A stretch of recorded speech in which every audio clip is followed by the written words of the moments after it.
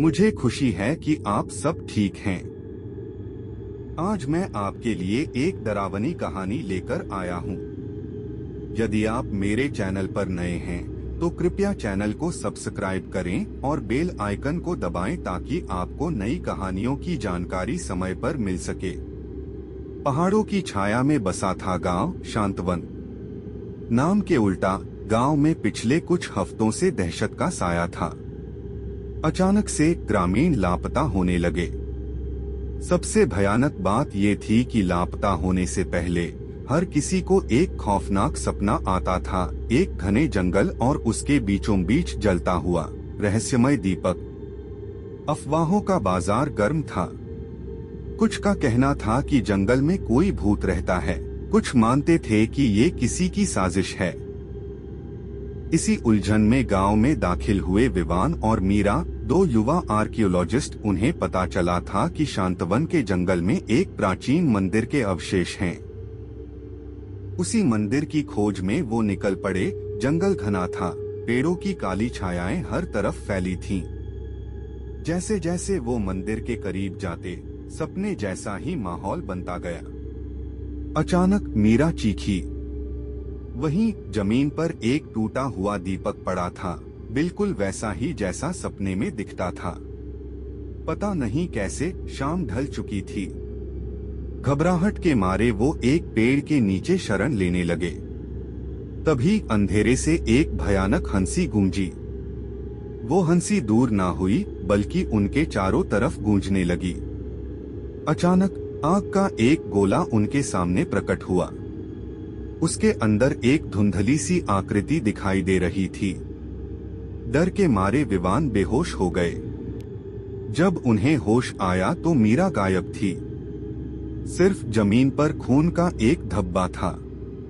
गुस्से और डर से भरकर विवान जंगल में मीरा को ढूंढने निकल पड़े। घंटों चलने के बाद वो प्राचीन मंदिर के पास पहुंचे। मंदिर जर्जर था, लेकिन उसकी दीवारों पर चित्र बने हुए थे। उन चित्रों में वही रहस्यमयी दीपक बना हुआ था और उसके नीचे अजीब सी भाषा में कुछ लिखा था। विवान को संस्कृत की अच्छी जानकारी थी। उन्होंने लिखे हुए को पढ़ा। अनंत ज्योति अनादि शक्ति, बलि मांगे रक्तपात। अनंत ज्योति अनादि शक्ति, रक्त मांगती है बलि डॉन।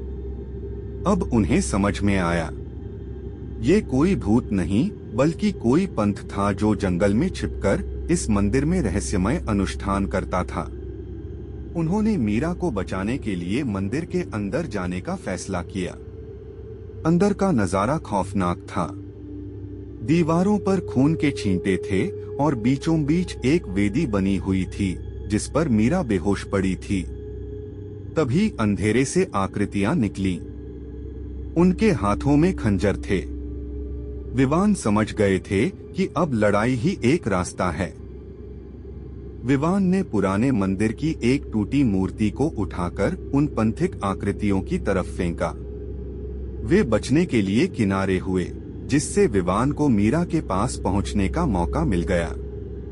उन्होंने उसे उठाया और मंदिर के पीछे के एक गुप्त दरवाजे की तरफ भागे जो चित्रों में छुपा हुआ दिखा था। दौड़ते हुए विवान ने मीरा को बताया कि ये कोई भूत नहीं बल्कि एक खतरनाक पंथ है जो यहाँ रहस्यमय अनुष्ठान करता है। वेदी पर खून के छींटे और उनका इतिहास बताता है कि ये लोग बलि देते हैं। गुप्त दरवाजे से वे एक संकीर्ण सुरंग में घुसे। सुरंग घुटन देने वाली थी और न जाने कहां तक जाती थी। मशाल की रोशनी मंदिर के बाहर निकलते ही बुझ गई। अंधेरे में टटोलते हुए वे आगे बढ़ते रहे। कुछ देर बाद सुरंग एक कब्रिस्तान में खुल गई।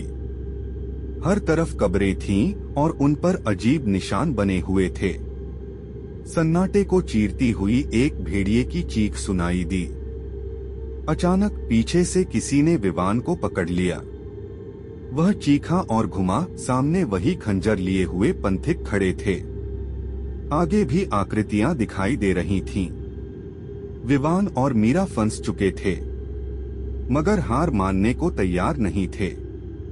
उन्होंने मीरा को अपने पीछे छिपा लिया और फिर पास पड़ी एक टूटी हुई खोपड़ी उठा ली। उसी वक्त उन्होंने संस्कृत के उस श्लोक को याद किया जो मंदिर की दीवार पर पढ़ा था, अनंत ज्योति अनादि शक्ति बलि मांगे रक्तपात। अनंत ज्योति अनादि शक्ति रक्त मांगती है बलि डॉट। एक शातिर दिमाग से विवान ने खोपड़ी को हवा में उछाल दिया और चिल्लाए, ये लो तुम्हारी बलि। पंथिक एक पल के लिए चौंक गए। उसी मौके का फायदा उठाकर विवान और मीरा कब्रिस्तान के उस पार भाग निकले। वे दौड़ते रहे ना जाने कितनी देर। उनके पीछे पंथिकों के चिल्लाने की आवाजें धीरे धीरे कम होती जा रही थीं। आखिरकार हांफते हुए वे एक पहाड़ी की चोटी पर पहुंचे।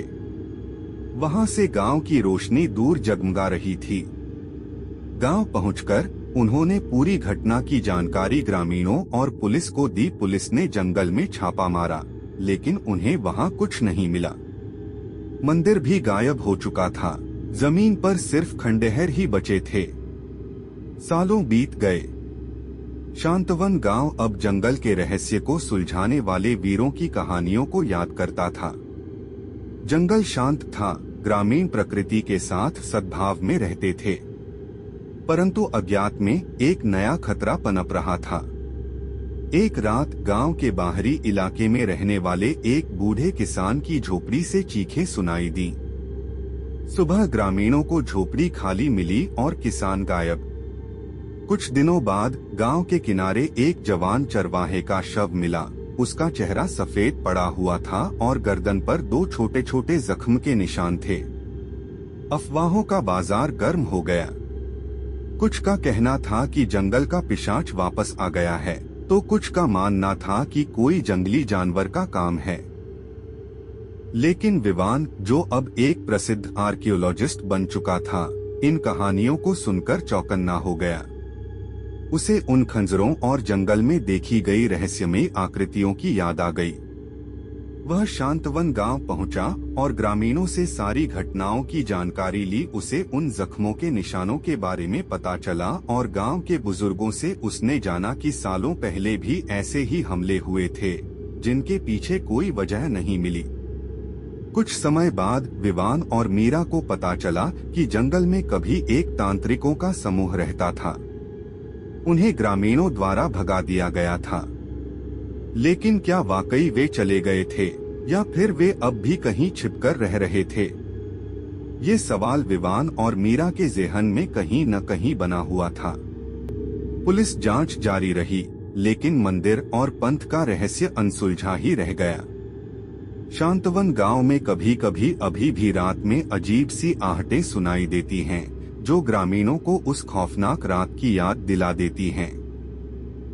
विवान को शक होने लगा कि ये कोई जंगली जानवर या पिशाच नहीं, बल्कि एक खतरनाक खूनी है। उसने ग्रामीणों को सतर्क रहने की चेतावनी दी और खुद भी गांव में रहकर रात में पहरा देने लगा। कुछ रातों बाद जब चांद की रोशनी जंगल को चांदी की चादर ओढ़ा रही थी, विवान को एक काली आकृति दरों से छुपकर गांव में घुसते हुए दिखाई दी। वह चुपके से उसका पीछा करने लगा। आकृति जंगल के किनारे एक सुनसान हवेली में घुसी। हवेली जर्जर थी, उसकी खिड़कियों से हल्की रोशनी बाहर आ रही थी। विवान को अचानक वह भूतिया हवेली याद आ गई, जिसका जिक्र बचपन में सुना था। विवान सावधानी से हवेली के अंदर घुसा। हवा में एक अजीब सी गंध फैली हुई थी। वह अंधेरे में टटोलता हुआ आगे बढ़ा। तभी सामने से एक भयानक आवाज गूंजी। मुझे पता था कोई आएगा। विवान ने देखा, एक लंबा चौड़ा आदमी टूटे हुए फर्नीचर के पीछे खड़ा है। उसकी आंखें लाल थीं, चेहरा पीला पड़ा हुआ था और मुंह से खून टपक रहा था। विवान को समझ में आ गया, ये कोई खूनी नहीं, बल्कि एक खौफनाक वैम्पायर है। विवान दंग रह गया। उसने तो सिर्फ किताबों में ही वैम्पायरों के बारे में पढ़ा था, लेकिन अब उसके सामने एक खड़ा था। उसकी प्यासी निगाहें विवान को निगलने को आतुर थीं। विवान को होश संभालना था।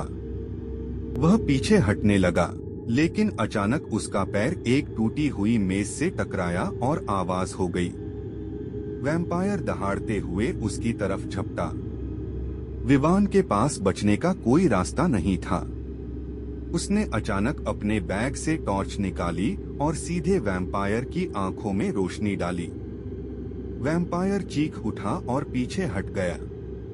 कहते हैं वैम्पायरों को रोशनी से सख्त नफरत होती है। विवान ने मौके का फायदा उठाया और हवेली से बाहर भागने लगा। वैम्पायर भी उसके पीछे दौड़ा। विवान को पता था कि रात भर वह वैम्पायर से नहीं बच सकता। उसे किसी रणनीति की जरूरत थी। वह गांव की तरफ नहीं भाग सकता था, नहीं तो वैम्पायर ग्रामीणों को अपना शिकार बना लेता। उसने जंगल की तरफ दौड़ लगा दी। वह अंधेरे में पेड़ों के बीच छिपता हुआ आगे बढ़ता रहा। कुछ देर बाद वैम्पायर उसे ढूंढने में असफल रहा और गुस्से में वापस हवेली की तरफ चला गया। विवान पेड़ के पीछे छिपकर सांस ले रहा था। उसे याद आया कि अरुणा ने उसे जंगल की शक्तियों के बारे में बताया था। शायद जंगल की किसी शक्ति की मदद से वह इस वैम्पायर को खत्म कर सकता था। वह जंगल के बीच गहराई में गया, जहां उसने पहले अरुणा को मंत्र जप करते हुए देखा था। वह पेड़ों के नीचे घुटने टेककर संस्कृत के उन शक्तिशाली मंत्रों को जप करने लगा जो अरुणा ने उसे सिखाए थे। धीरे धीरे जंगल की हवा में एक खास तरह की ऊर्जा भर गई। पेड़ हिलने लगे और जंगल की आवाजें गूंजने लगीं। अचानक विवान के सामने जंगल का एक विशालकाय सर्प प्रकट हुआ, वही सर्प जिसे जंगल का पिशाच कहा जाता था। लेकिन इस बार उसकी आंखें लाल नहीं थीं, बल्कि नीली थीं। विवान समझ गया कि जंगल की रक्षक शक्ति ने उसकी पुकार सुन ली है। उसने सर्प को सारी कहानी बताई और वैम्पायर के खतरे से जंगल को बचाने में मदद मांगी। सर्प ने फुफकारते हुए सिर हिलाया, मानो विवान की बात मान रहा हो। विवान जानता था कि अब वैम्पायर का अंत निश्चित है। विवान सर्प के पीछे जंगल के घने भागों में घुसा। हवेली की टूटी खिड़कियों से निकलती मध्यम रोशनी अब दूर एक धब्बे की तरह दिख रही थी। जंगल की हवा सर्प के गुजरने से सिहर रही थी और पेड़ों की पत्तियां उसके विशाल शरीर से रास्ते बना दे रही थीं। हवेली के पास पहुंचते ही सर्प ने एक तीखी फुफकार छोड़ी। हवेली का दरवाजा अचानक से खुल गया और वैम्पायर लाल आंखों से बाहर निकला। उसकी प्यास और गुस्सा दोगुना हो चुका था। वह सर्प को देखकर दंग रह गया, लेकिन जल्द ही चीखता हुआ उस पर हमला करने के लिए लपका। सर्प फुर्ती से पीछे हटा और वैम्पायर जमीन पर गिर गया। उसने उठकर फिर से हमला किया, लेकिन इस बार सर्प ने अपनी लंबी पूंछ से उसे कसकर जकड़ लिया। वैम्पायर तड़पने लगा। उसकी चीखें जंगल में गूंजने लगीं। वह अपने नुकीले दांतों से सर्प को काटने की कोशिश कर रहा था। कुछ ही देर में वैम्पायर की चीखें कमजोर पड़ने लगीं और उसका शरीर धीरे धीरे सिकुड़ने लगा। जैसे ही सूर्य की पहली किरणें जंगल से होकर निकली, वैम्पायर राख का ढेर बनकर रह गया। सर्प ने विवान की तरफ देखा और फुफकारते हुए धीरे धीरे जंगल की गहराई में चला गया। विवान जानता था कि जंगल की रक्षक शक्ति ने एक बार फिर से जंगल की रक्षा की है। वह सूर्योदय की रोशनी में हवेली की तरफ गया। हवेली अब जर्जर खंडहरों से ज्यादा कुछ नहीं लग रही थी। वैम्पायर के खत्म होने के साथ ही हवेली का अंधेरा राज भी खत्म हो गया था। विवान वापस गांव की तरफ लौट पड़ा। ग्रामीण उसे देखकर खुश हो गए। उन्होंने रात भर की घटनाओं के बारे में पूछा, लेकिन विवान ने उन्हें सिर्फ इतना बताया कि खतरा टल चुका है। कुछ समय बाद विवान शांतवन गांव से चला गया। वह जानता था कि जंगल हमेशा रहस्यों से भरा रहेगा, लेकिन अब उसे ये भरोसा था कि जंगल की रक्षा करने वाली शक्तियां भी मौजूद हैं। शांतवन गांव में शांति लौट आई थी। मैं आपका दोस्त हूं और आपके लिए हमेशा डरावनी कहानियां लाता रहूंगा। कृपया मेरे वीडियो को लाइक, शेयर और सब्सक्राइब जरूर करें।